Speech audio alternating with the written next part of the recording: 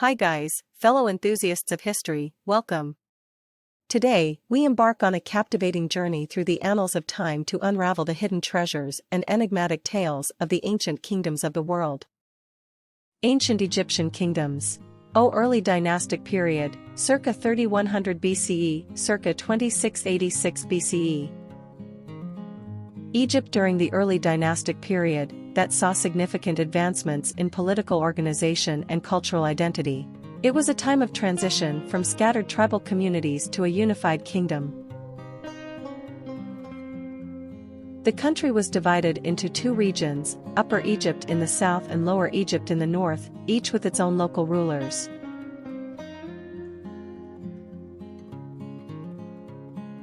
King Narmer, also known as Menes, who was the first pharaohs, the kings of unified Egypt, emerged. The most notable among them, who is credited with uniting Upper and Lower Egypt and establishing the capital at Memphis. Narmer is often depicted wearing the double crown, symbolizing the unification of the two regions.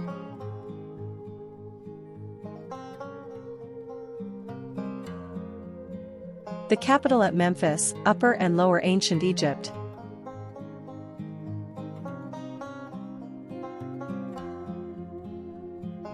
Egyptian society was hierarchical, with the pharaoh at the top, followed by the nobility, priests, scribes, and common people. The economy was primarily agrarian, and the Nile River played a crucial role in shaping the lives of the ancient Egyptians.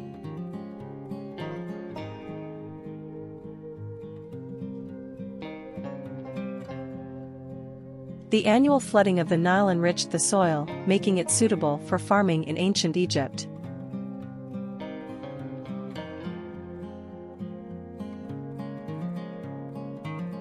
The Egyptians grew crops like barley, wheat, flax, and various fruits and vegetables in ancient Egypt.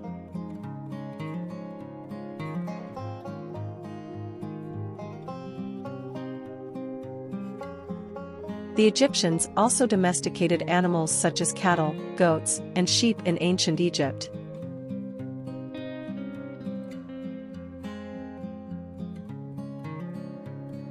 Religion was an integral part of ancient Egyptian life. They believed in a pantheon of gods and goddesses who controlled various aspects of the world.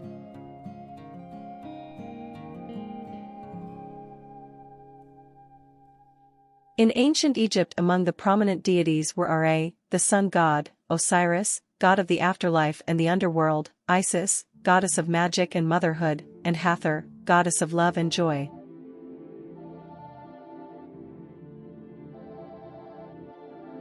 In ancient Egypt, among the prominent deities were Ra, the sun god.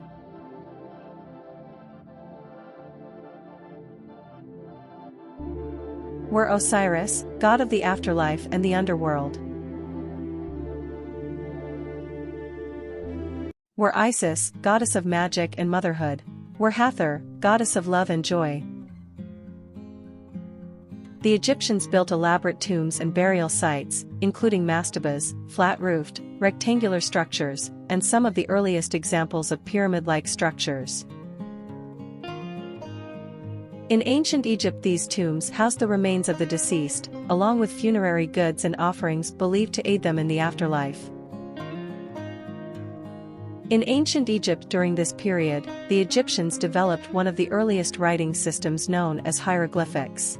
Initially, these inscriptions were used for administrative purposes, such as recording inventories and marking property. In ancient Egypt, hieroglyphs evolved into a more complex script capable of expressing religious, historical, and literary texts. In ancient Egypt, the Early Dynastic Period was a critical phase in ancient Egyptian history, as it laid the groundwork for the Old Kingdom that followed. Give clothes to the bra of the woman. In ancient Egypt, the Early Dynastic Period, the achievements and innovations of this period set the stage for the flourishing civilization that would leave a lasting impact on world history and culture. What does it mean with CE and BCE? CE and BCE are abbreviations used to denote dates in the Gregorian calendar. They stand for Common Era, CE, and Before Common Era, BCE, respectively. These terms have been adopted as secular alternatives to the traditional Christian designations AD, Anno Domini, and BC, before Christ. CE, Common Era CE is used to indicate years in the current era or time period. It is equivalent to AD, Anno Domini, which means in the year of our Lord in Latin. CE starts from the estimated birth year of Jesus Christ and counts forward. For example, the year 2023 CE is equivalent to 2023 AD. BCE, before Common Era BCE is used to indicate years before the current era. It is equivalent to BC, which stands for before Christ. BCE counts backward from the estimated year of Jesus Christ's birth. For example, the year 500 BCE is the same as 500 BC. The use of CE and BCE allows for a neutral, non-religious way of referring to historical dates, particularly in academic and intercultural contexts where different religious or cultural perspectives are present. It helps avoid privileging a specific religious tradition while still providing a widely recognized and standardized way to represent historical timeframes.